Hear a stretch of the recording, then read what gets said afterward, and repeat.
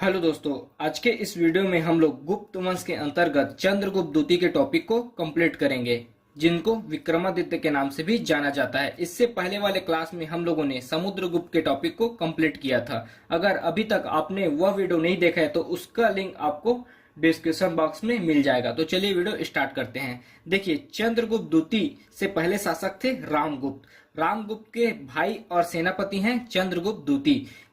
चंद्रगुप्त द्वितीय अपने भाई रामगुप्त का हत्या करते हैं और खुद शासक बनते हैं। गुप्त साम्राज्य में चंद्रगुप्त द्वितीय अपने बड़े भाई रामगुप्त का हत्या करते हैं और शासक बनते हैं। हत्या करने के पश्चात रामगुप्त की पत्नी का नाम है द्रौमिनी, इनसे विवाह करते हैं चंद्रगुप्त द्वितीय। मतलब यह कहा जा सकता है कि रामगुप्त की हत्या करने के बाद चंद्रगुप्त द्वितीय अपनी भाभी से विवाह करते हैं और इन दोनों से एक पुत्री पैदा होती है जिनका नाम है प्रभावती।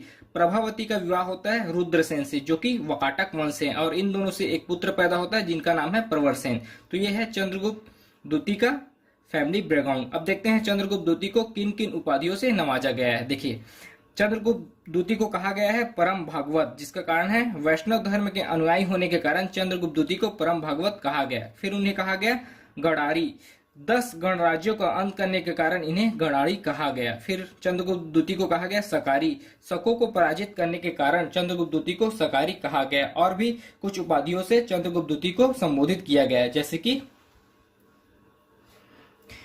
देव, देवगुप्त, देवराज, देवश्री, श्री विक्रम, विक्रमादित्य, श्री विक्रम, अजित विक्रम, इन सब उपाधियों से चंद्रगुप्त द्वितीय को नवाजा गया। उसके बाद आगे देखते हैं।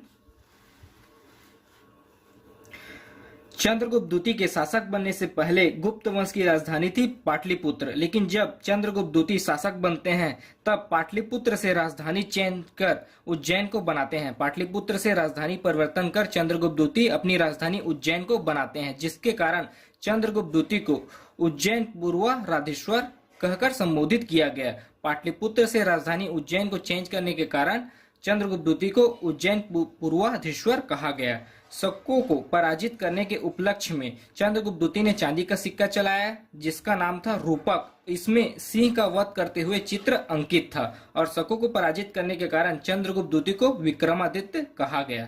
चंद्रगुप्त द्वितीय के 9 रत्न थे, जिनका नाम था कालिदास, वरामिहिर, धन्वंतरी, अमर सिंह, क्षणपक, वेताल भट्ट, शंकु, घटकपट व रुचि। ये सब चंद्रगुप्त द्वितीय के 9 रत्न थे। देखिए, चंद्रगुप्त द्वितीय ने सर्वप्रथम रत्न जड़ित चांदी के सिक्के भारत में चलाया और चंद्रगुप्त द्वितीय के सर्वाधिक धनुधारी प्रकार के स्वर्ण सिक्के भारत से प्राप्त हुए हैं। और इनके शासनकाल में, चंद्रगुप्त द्वितीय के शासनकाल में चीनी यात्री फायान आया था और भारत में 6 वर्षों तक रुका था।